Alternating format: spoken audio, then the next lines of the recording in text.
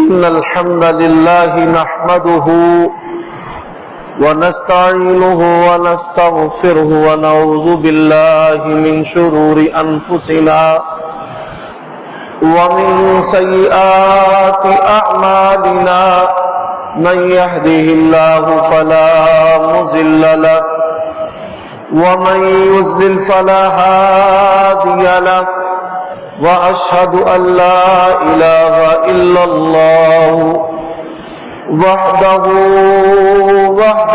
لا شريك له وأشهد أن محمدا عبده ورسوله أما بعد فإن خير الحديث كتاب الله وخير الهدي هدي محمد صلى الله عليه وآله وسلم وشر الأمور محدثاتها وكل محدثة بدعة وكل بدعة ضلالة وكل ضلالة في النار.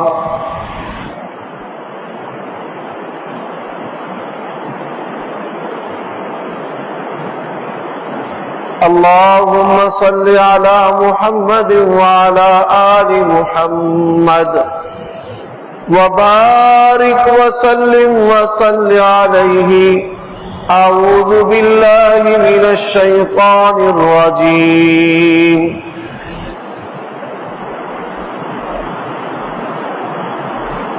واعلموا أن فيكم رسول الله لو يطيعكم في كثير من الأمر لعنتم ولكن الله حبب إليكم الإيمان وزينه في قلوبكم وكره إليكم الكفر والفسوق والعصيان أولئك هم الراشدون.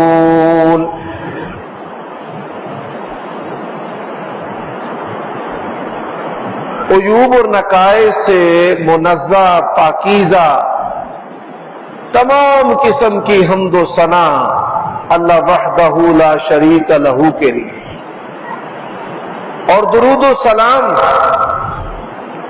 شفیع للمذنبین خاتم النبیین رسول کریم رؤوف الرحیم صلی اللہ علیہ وآلہ وسلم کی ذات اقدس پر.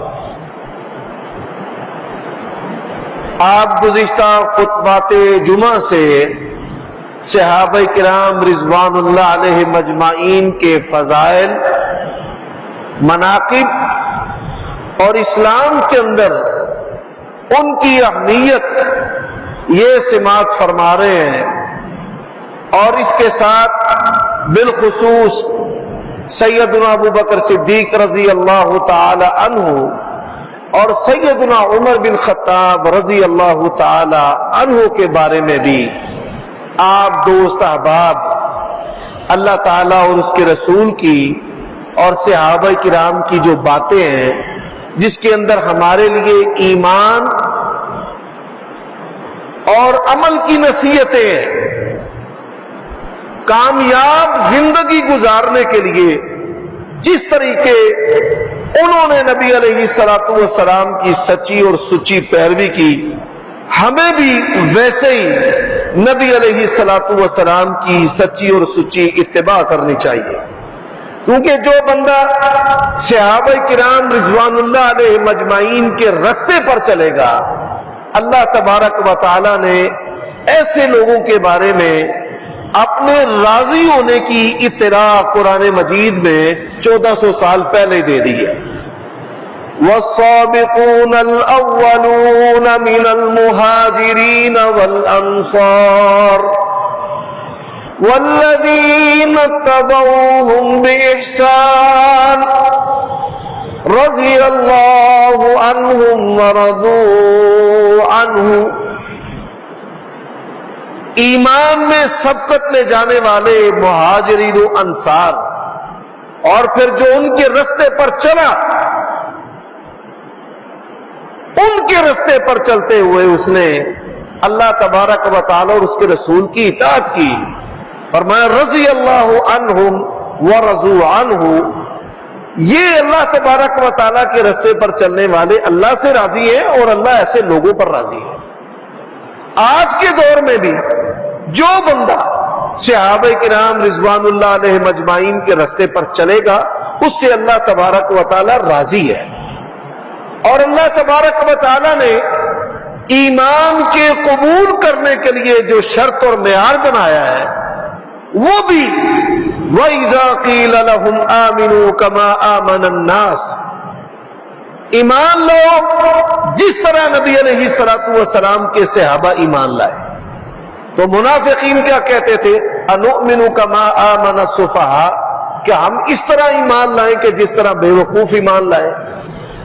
ادھر لڑنے والے ہزاروں ہیں، ہتھیار ہے، طاقت ہے، اور یہ لوگ لڑنے کی اہلیت بھی نہیں رکھتے، ہتھیار بھی نہیں، اور یہ ان کے مقابلے کے لیے میدان میں اتر پڑتے ہیں مادیت سے بالکل بے پرواہ ہو کر، اپنی جانوں کو ہتھیلی پر رکھ کر. تو وہ صحابہ کرام کی اس جان نثاری کو اور ان کے فدا ہونے کے اس عمل کو نعوذ باللہ بے وقوفی سے تعبیر کرتے تھے. اور پھر دوسری بات، صحابہ کرام رضوان اللہ علیہ مجمعین اپنے والدین، اپنی اولاد، اپنے عزیز و اقارب، اپنی تجارت، اپنے جو اموال ہیں، ان کے خزانے، ان کے اکاؤنٹس، اور ان کی سیادت اور جو قیادت ہے، ہر چیز سے بڑھ کر وہ نبی علیہ الصلوۃ والسلام سے محبت کرتے تھے. اللہ تبارک و تعالیٰ نے اسی وجہ سے ان کو ایمان کا معیار بنایا ہے کہ اللہ اور اس کے رسول سے محبت کرنی ہے تو صحابہ کرام جیسی محبت کرنی ہے. اب اس کی میں مثالیں گزشتہ خطبات میں دے چکا ہوں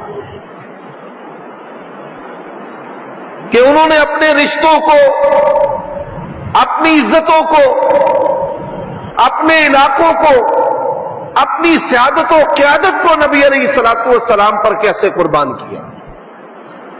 اب نبی علیہ الصلوۃ والسلام کی جماعت میں سے ایک سرخیل عمر بن خطاب رضی اللہ تعالی عنہ، جن کے بارے میں گزشتہ متصل 2 خطبوں سے آپ سماعت فرما رہے ہیں، اور آج ان کے فضائل کے بارے میں آخری خطبہ جمعہ.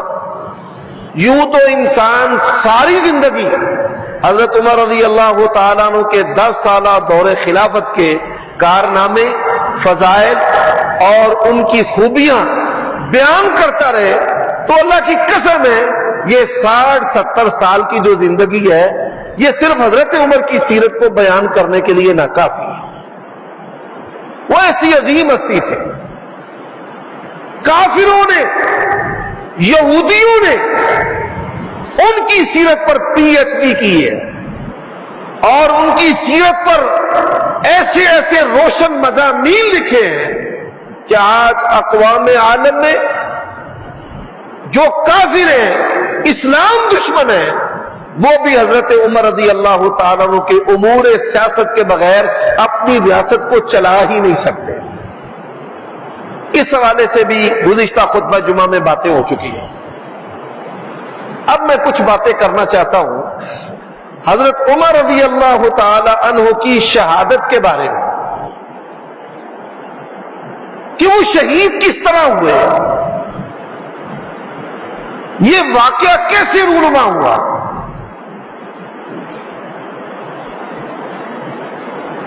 آپ یہ بھی سماعت فرما چکے ہیں کہ وہ اس بات کے مخالف تھے کہ اسلامی ریاست کے اندر غیر مسلم غلام نہیں ہونا چاہیے، ہماری ریاست کے جو راز ہیں وہ باہر جائیں گے. ان کی یہ حکمت اور جو دنائی ہے، جب اس کے اندر تساہل اور سستی ہوئی تو اس کا شکار سب سے پہلے امیر المؤمنین عمر بن خطاب رضی اللہ تعالی عنہ ہوئے. ابو لولو فیروز مجوسی، یہ مجوسی جو ہیں روئی زمین پر آج بھی ان کا جو مرکز ہے وہ ایران کی سرزمین ہے، اور قومیت کا سب سے بڑھ کر جو تعصب ہے وہ مجوسیوں کے اندر پایا جاتا ہے۔ آپ یہ سن کر حیران ہوں گے، حضرت حسین رضی اللہ تعالی عنہ کے جو بیٹے ہیں وہ ان کی متعدد بیویوں سے تھے،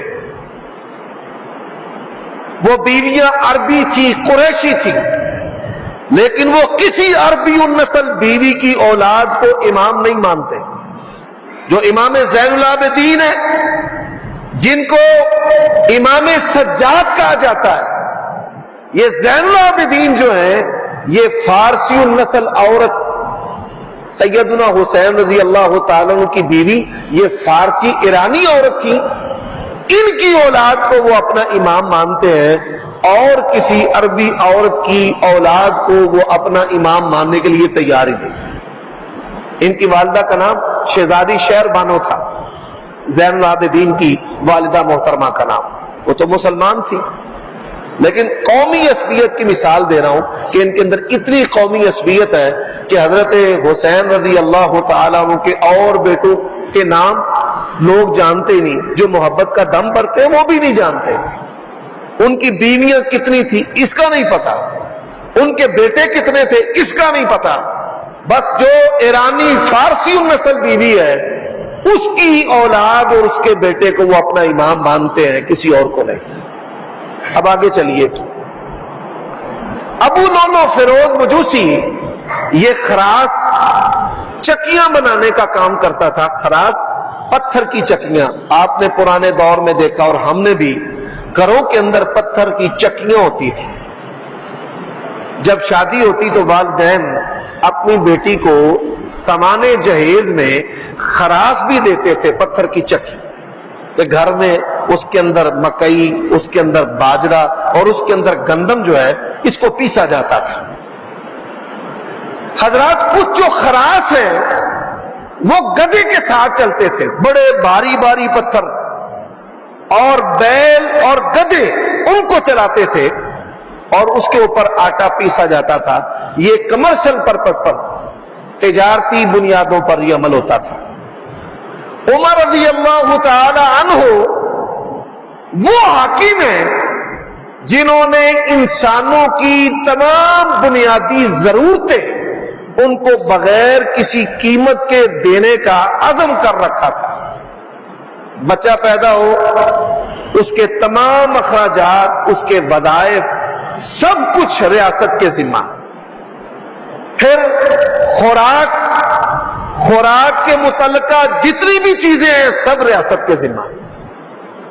بیت المال سے مسلمانوں کو مفت غلہ ملتا تھا، مفت۔ یہ بھٹو دور سے پہلے پاکستان کے اندر راشن کارڈ ہوا کرتے تھے۔ یہ جو راشن کارڈ ہے، اصل اس کا جو تصور ہے یہ عمر بن خطاب رضی اللہ تعالی عنہ نے پیش کیا، جو بغیر قیمت کے راشن کارڈ تھا۔ بعد میں یہ چلتا چلتا پھر اس کے اندر قیمت داخل ہو گئی، اور پھر امیر اور غریب کا فرق آ گیا، اور پھر اجناس کی کثرت اور بہتات ہو گئی، تو یہ نظام بھی ختم ہو گیا۔ تو راشن کارڈ ایسے ہی ان کی یہ خواہش تھی کہ ہماری جو عورتیں، صحابہ کرام کی ایک نصیحت ہے کہ رمضان کے اندر اپنی بیویوں کو سحری افطاری میں مشغول نہ کر دینا، کہیں وہ عبادت میں تم سے پیچھے رہ جائے۔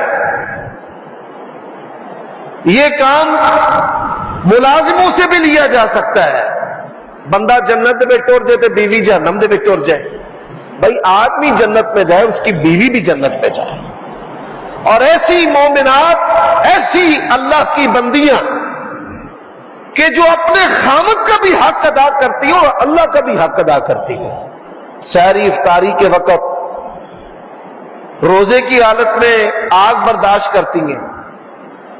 افطاری سے پہلے کھانا تیار کرنا ایک بہت بڑی آزمائش ہے، اور پھر کھانا تیار کر کے کھلا کے تراویح کے اندر بھی اللہ تبارک و تعالیٰ کے سامنے کھڑے ہو جاتی ہیں، بچوں کو بھی سنبھالتی ہیں، صفائی بھی کرتی ہیں۔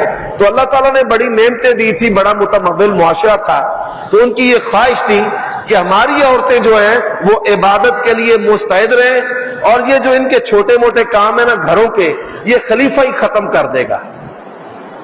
انہوں نے ابو لولو فیروز مجوسی سے کہا کہ تم چکی بنا کر دو، خراس، چکی خراس بنا کر دو۔ اس نے کہا میں ایسی چکی بنا کر دوں گا کہ رہتی دنیا تک لوگ یاد کریں گے، وباللہ التوفیق، رہتی دنیا تک۔ حضرت عمر رضی اللہ تعالیٰ عنہ بڑے دنا، اس میں کوئی شک و شبہ نہیں ان کی دنائی کے اندر، ان کی دنائی ایسی مسلمہ کہ جو اللہ اور رسول کے ہاں اور صحابہ کرام کے ہاں بھی مسلمہ۔ وہ فرمانے لگے اس نے مجھے قتل کی دھمکی دی ہے۔ ساتھیوں نے کہا کہ ہم اس کو قتل نہ کر دیں۔ فرمانے لگے محض دھمکی پر اللہ تبارک و تعالی کی شریعت کسی کو قتل کرنے کی اجازت نہیں دیتی۔ امیر المومنین کی سیرت میں پیغام ہے ہمارے حکمرانوں کے لیے کہ اپنے سیاسی مخالفین کو اٹھانا، ماورائے عدالت و قانون ان کو نقصان پہنچانا یا قتل کر دینا، یہ کافروں کی عادت تو ہو سکتی ہے، مسلمان حکمرانوں کا یہ شیوا نہیں ہے، اور نہ یہ شیوا طریقہ ہمارے اسلاف کا تھا، صحابہ کرام کا تھا۔ باوجود کہ اس نے دھمکی دی ہے، سپاہیوں نے کہا کہ ہم اس کو قتل کر دے، فرماتے ہیں نہیں، اس کو قتل نہیں کرنا۔ میرے بھائیوں دوستوں، کچھ دن گزرے، حضرت عمر رضی اللہ تعالی عنہ یہ فجر کی نماز پڑھا رہے تھے۔ آج لوگ کہتے ہیں کہ مذہب اور حکومت دو مختلف چیزیں ہونی چاہیے۔ آپ دیکھیے پوری دنیا کے اندر دو چیزیں ایسی ہیں جس کی سرپرستی عالمی کفر کرتا ہے۔ ایک مذہبی متشدد لوگ، ان کی آوارگی کی اور ان کی سرپرستی عالمی کفر کرتا ہے، اور جو دوسرے لبرل ننگ دھڑنگ اپنے آپ کو روشن خیال مسلمان کہنے والے، ان کی سرپرستی جو ہے وہ بھی عالمی کفر، عالمی طاقت کرتی ہے۔ یقین جانیے ہمیں دکھ اور افسوس ہوتا ہے ایسے مسلمان نام نہاد لیڈروں پر کہ جو اسلام کے محاسن بیان کرنے کی بجائے کفر کے محاسن بیان کرتے ہیں، اپنے آپ کو وہ مسلمان بھی کہلواتے ہیں اور لیڈر بھی سمجھتے ہیں۔ بھائی نبی علیہ الصلوۃ والسلام تو اللہ تعالیٰ کی شریعت کی خوبیاں بیان کرنے کے لیے دنیا میں آئے تھے، اور آپ نے جو قانون زمین پر نافذ کیا، کسی امیر اور غریب کے لیے اس میں فرق نہیں۔ فرمایا لو ان فاطمہ بنت محمد سرقت لقطعت یدہا، کہ اگر محمد رسول اللہ کی بیٹی فاطمہ بھی چوری کرے گی میں اس کا ہاتھ بھی کاٹ کے رکھ دوں۔ فاطمہ مخزومیہ بڑے نامور قبیلے کی عورت تھی حضرات، اسی وجہ سے نبی علیہ الصلوۃ والسلام نے حضرت عمر رضی اللہ تعالیٰ عنہ کی خلافت کو خلافت راشدہ کہا۔ خلافت راشدہ کا مطلب یہ ہے کہ نبوی طور طریقوں پر حکومت کرنے والے ابو بکر، عمر، عثمان، علی رضی اللہ عنہم، انہوں نے نبی علیہ الصلوۃ والسلام کے اصول و قواعد پر مسلمانوں کی سیادت و قیادت کی ہے، اور اللہ تبارک و تعالیٰ کے فضل سے زمین کو امن کے ساتھ اس طرح بھر دیا، گہوارہ بنا دیا کہ دنیا کے اندر اس کی مثال آج تک نہیں ملتی۔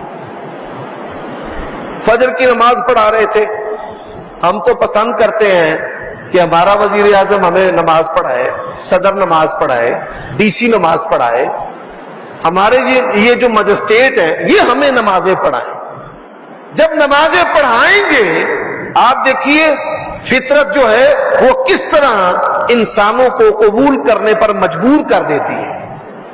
جب معاشرے میں جرائم بڑھتے ہیں، منشیات بڑھتی ہیں، قتل و غارت بڑھتی ہے، تو کیا ہوتا ہے، پولیس والے مساجد کے اندر کھلی کچہریاں لگاتے ہیں. آپ نے بھی دیکھا ہے کہ خطبوں کے بعد یہاں پر آفیسرز آتے ہیں، آج ہی کسی کو کوئی مسئلہ ہو اور لوگ دلیری سے اپنے مسائل بیان کرتے ہیں.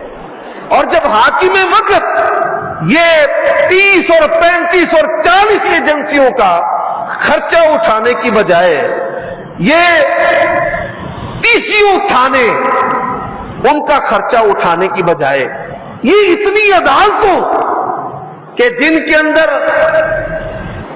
50 سال ہو گئے کیسوں کو لگے ہوئے، یقین جانیے آپ امیر المومنین خلیفۃ المسلمین حضرت عمر رضی اللہ تعالی عنہ کے اصول سیادت کو اپنائیں. آپ کے یہ جو حکمران اور ان کے آفیسرز ہیں یہ مساجد کے اندر نمازیں پڑھائیں، کھلی کچہریاں لگائیں. دیکھیے جرائم جو ہیں ان کے بارے میں شکایات لوگوں کی موصول ہوتی ہیں یا نہیں ہوتی. آج لوگ کیا کہتے ہیں تجزیہ نگار کہ جو تھانے سے باہر جرائم ہوتے ہیں 10% جرائم کی رپورٹ ہوتی ہے، 90% ڈرتے ہوئے رپورٹ ہی درج نہیں کرواتے. کیوں؟ کہ پیسے دینے پڑیں گے، پھر ان کو کھلانا پلانا پڑے گا، اور پھر یہ پراسیکیوشن کا جو نظام ہے، نظام عدل، وہ اتنا مشکل ہے کہ جس کے ساتھ گناہ اور زیادتی ہوئی ہے وہ ڈرتا پھرتا ہے کہ کہیں میرے ساتھ جو ہے وہ اور مزید زیادتی نہ ہو جائے. اور اگر اسلامی حدود کو نافذ کیا جائے، اسلامی حدود کو، بعض علماء نے لکھا ہے حضرت عمر کے دور میں ایک دفعہ زلزلہ آیا، ان کے ہاتھ میں درہ تھا، انہوں نے زمین پر مارا، کہا کیا میں تیرے اوپر اللہ کے قوانین کو لاگو نہیں کرتا؟ کیوں ہل کے اللہ کے بندوں کو پریشان کرتی ہے؟ صحابہ کرام کہتے ہیں کہ اسی وقت زمین کی جو تھر تھراہٹ تھی وہ ختم ہو گئی. وہ ایسے تھے، وہ ایسے تھے. اور اللہ تبارک و تعالیٰ نے قرآن مجید میں کہا ہے وَلَوْ أَنَّهُمْ أَقَامُوا التَّوْرَاةَ وَالْإِنْجِيلَ، اگر وہ اللہ تبارک و تعالیٰ کی کتاب کو نافذ کرتے، لَأَكَلُوا مِنْ فَوْقِهِمْ وَمِنْ تَحْتِ أَرْجُلِهِمْ. یہ معیشت کی مضبوطی اغیار کی غلامی کے اندر نہیں ہے، معیشت کی مضبوطی اللہ تعالیٰ اور اس کے رسول صلی اللہ علیہ وسلم کی تعلیمات کے اندر ہے. اور ان تعلیمات سے دور رکھنے کے لیے شیاطین اور شیاطین کی جو جماعتیں ہیں وہ مسلمان حکمرانوں کو ڈراتی ہیں. میرے بھائیوں دوستوں، پھر کیا ہوا؟ وہ فجر کی نماز پڑھا رہے تھے. فجر کی نماز پڑھانے کے بعد جب انہوں نے نماز شروع کی پہلی رکعت، تو محراب میں سے ابو لولو فیروز مجوسی جو ہے اس نے امیر المومنین کے اوپر حملہ کر دیا. 2 دھاری خنجر تھا، دونوں طرف سے کاٹنے والا. حضرت نماز پڑھ رہے ہیں، اس خبیث نے امیر المومنین کے پیٹ پر پے در پے وار کرنے شروع کر دیا. صحابہ کرام کہتے ہیں پیٹ میں سے اس طرح خون نکلنا شروع ہو گیا جس طرح فوارہ چلتا ہے. بڑے جوان تھے. حضرت عمر رضی اللہ تعالیٰ عنہ صحیح سند کے ساتھ ہے، یہ مونچھیں پست کرنے کا رسول اللہ نے حکم دیا ہے. اور پست مراد کیا ہے کہ آپ ان کو تراشیں، کاٹیں، ہونٹ سے آگے نہ بڑھنے دیں. اور جب امیر المومنین کو غصہ آتا تھا اپنی مونچھ کو یوں بل دیا کرتے تھے. امیر المومنین عمر بن خطاب رضی اللہ تعالی جلال جب ان کو آتا تھا، اللہ کی قسم ہے اس کائنات میں جس طرح رسول اللہ جیسا کوئی ماں پیدا نہیں کر سکتی، ابو بکر عمر جیسا بھی کوئی نہیں پیدا کر سکتی. آپ کی رسالت کے کمالات میں سے، نبی علیہ الصلوۃ والسلام کی خوبیوں میں سے سب سے بڑی خوبیاں جو ہیں وہ ابو بکر عمر ہیں. نبی علیہ الصلوۃ والسلام کی خوبیوں میں سے سب سے بڑی خوبی حضرت ابو بکر صدیق اور عمر رضی اللہ تعالی۔ امیر المومنین نے نماز نہیں چھوڑی، ایتھے بارش دیاں 4 بوندا لے پہنا، مولوی مسلح چوک کے بندے نو آندا آجو اندر، جماعت کھڑی توڑ دیتے ہیں لوگ، اور انہوں نے ہاتھ باندھے ہوئے، وہ خنجر مار رہا ہے، نکال رہا ہے، 10 سے زیادہ مرتبہ اس نے خنجر مارے۔ حضرت دوسری مرتبہ ہی اس کا ہاتھ پکڑ سکتے تھے، لیکن نماز ان کو دنیا کی ہر چیز سے، اپنی سانسوں سے بھی زیادہ پیاری تھی۔ بے ہوش ہو کر گر گئے، یہ خبیث بھاگنے لگا، صحابہ کرام دیوار بن گئے، دیوار۔ اور تم کرتے ہو بات کہ وہ اللہ کے نبی سے بے وفائی کر کے، رب ذوالجلال کی قسم ہے صحابہ نے عمر بن خطاب سے بے وفائی نہیں کی۔ دیوار بن کے، دیوار۔ وہ نکلنے کی کوشش کرے، وہ نکلنے نہ دے، نکلنے کی کوشش کرے، نکلنا دے۔ 7 صحابہ کرام پر وار کیا، 7 صحابہ کرام بھی شہید ہو گئے۔ انہوں نے کہا نہ، ایسی قوم آنی ہے جو کہے گی کہ بے وفا تھے، وہ رسول اللہ کے ایسے جانثار با وفا تھے۔ عمر بن خطاب رضی اللہ تعالی عنہ ان پر وار کر کے نکلنے لگا، صحابہ نے نکلنے ہی نہیں دیا۔ پھر جب اس نے دیکھا کہ میں نکل نہیں سکتا، اس نے خنجر اپنے آپ کو مارا دل پر، قتل کا۔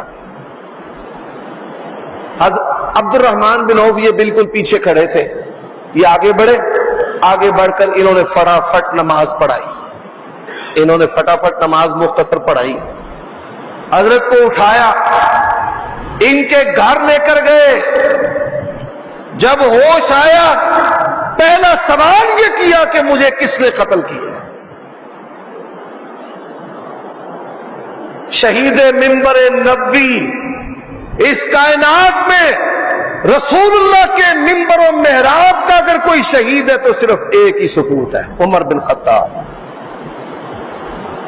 اور جس کے نام سے دنیا لرزتی تھی، عمر، بس ایک، کوئی دوسرا تیسرا نہیں۔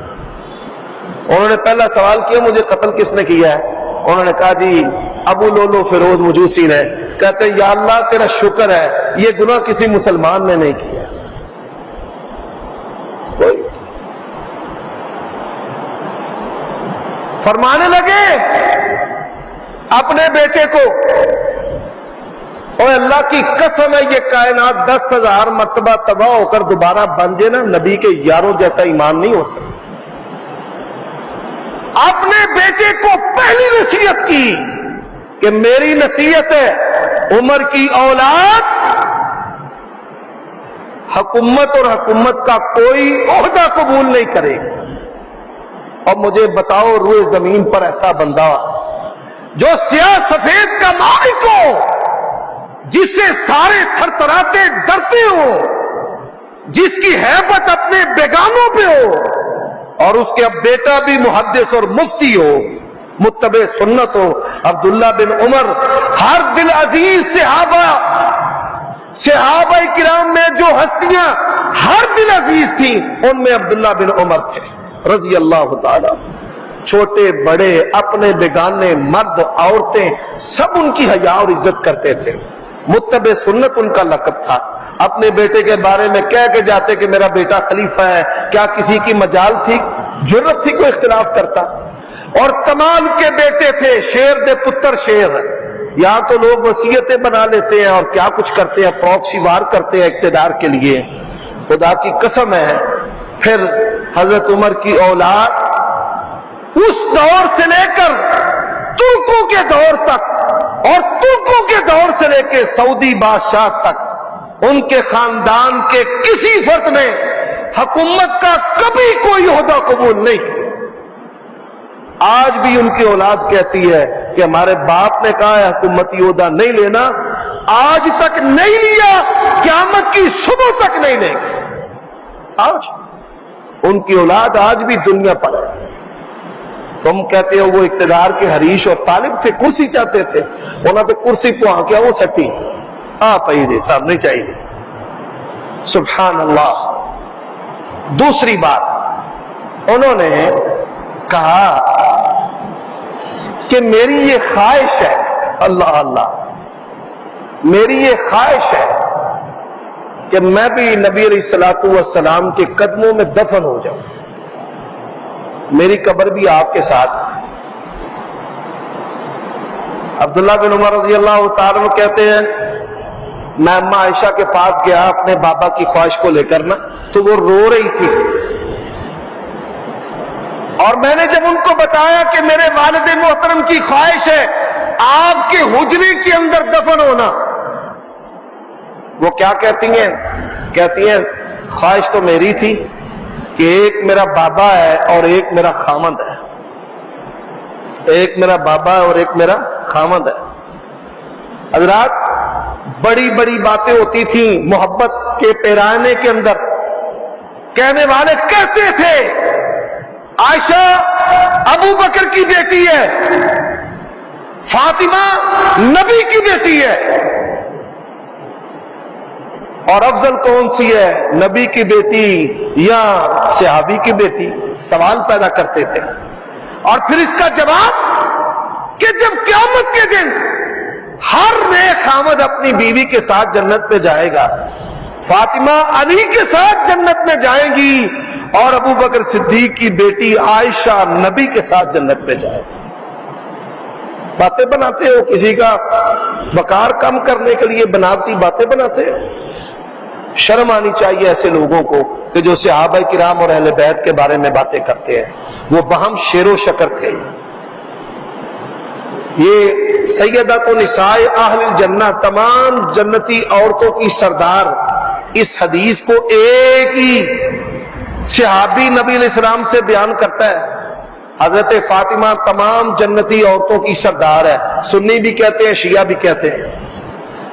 آپ یہ سن کر حیران ہوں گے، اس حدیث کو بیان کرنے والی جو عظیم شخصیت ہے وہ حضرت عائشہ رضی اللہ تعالی۔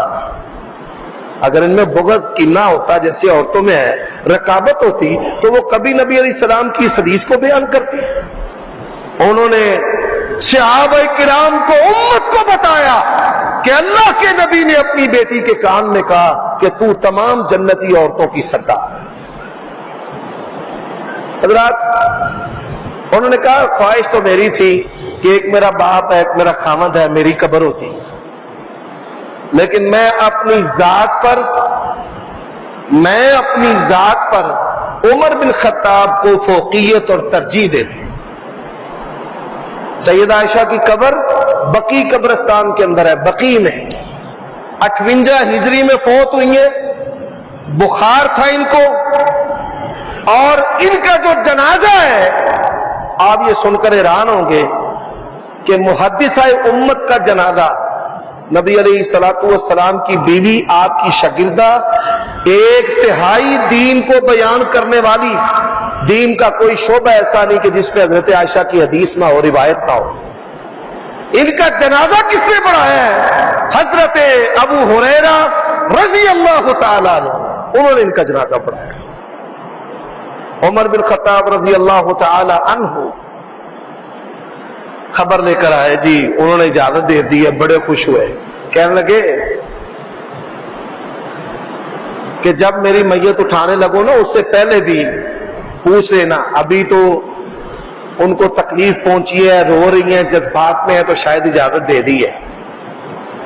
حضرت کی وصیت کے مطابق ان کے وجود کو اٹھانے سے پہلے حضرت عائشہ سے پھر ایک مرتبہ پوچھا گیا، تو انہوں نے کہا نہیں، میں اللہ تعالیٰ کی توفیق سے اسی اجازت اور اسی بات پر قائم ہوں۔ اور نبی علیہ الصلوۃ والسلام، آپ جب سلام کہنے کے لیے نبی علیہ الصلوۃ والسلام کی قبر جو معاجہ شریف ہے وہاں سے جب آپ گزرتے ہیں تو بیت اللہ اس طرف ہے، بیت اللہ اس طرف ہے، اور جب آپ نکل رہے ہوتے ہیں تو مشرق اس طرف ہے، جس طرف سے آپ داخل ہوتے ہیں مغرب اس طرف ہے، اور قبلہ جنوب کی طرف ہے۔ مدینے میں قبلہ، ہمارا قبلہ مغرب کی طرف ہے، مدینے کا قبلہ جنوب کی طرف ہے۔ تو سب سے پہلے نبی علیہ الصلوۃ والسلام کی قبر ہے، پھر ان کے پیچھے، آگے نہیں۔ سبحان اللہ، وہ زندگی میں بھی نبی علیہ السلام کے سچے متبع تھے، وہ آپ کی وفات کے بعد قبروں میں نبی علیہ السلام کے متبع ہیں۔ سب سے پہلے قبر نبی علیہ السلام کی ہے، پھر جہاں نبی علیہ السلام کا سینہ مبارک ہے وہاں پر حضرت ابو بکر صدیق کا چہرہ ہے، دوسری قبر ان کے پیچھے، اور پھر تیسری قبر ان کے پیچھے عمر بن خطاب رضی اللہ تعالی عنہ کی۔ اچھا، کوئی لاکھ جدا کرنے کی کوشش کرے کوئی کر سکتا ہے؟ جن کو اللہ نے جوڑ دیا ہے ان کو کوئی توڑنے کی کوشش کرے تو کوئی کر سکتا ہے؟ نہیں کر سکتا۔ حضرات، ان کی لطیف باتوں میں سے میں آپ کو کچھ چیزیں سنانا چاہتا ہوں۔ پہلی چیز، جب یہ زخمی ہوئے تو ان سے کہا گیا کہ آپ بھی کسی کو نامزد کریں خلیفہ۔ فرمانے لگے اگر ابو عبیدہ بن جراح آج زندہ ہوتے تو میں ان کو خلیفہ بنا دیتا۔ اگر ابو عبیدہ بن جراح آج زندہ ہوتے تو میں ان کو خلیفہ بنا دیتا۔ یہ حضرت نے خواہش کا اظہار کیا۔ کیوں؟ اللہ تعالیٰ نے فتوحات کی وجہ سے اتنا مال دیا کہ صحابہ کرام بڑے متمول، لیکن ایک صحابی جو جیسے اللہ کے نبی کے دور میں تھے ویسے ہی بعد میں جو مال آیا اللہ کی راہ میں، وہ صحابی ہیں ابو عبیدہ بن جراح رضی اللہ تعالی عنہ۔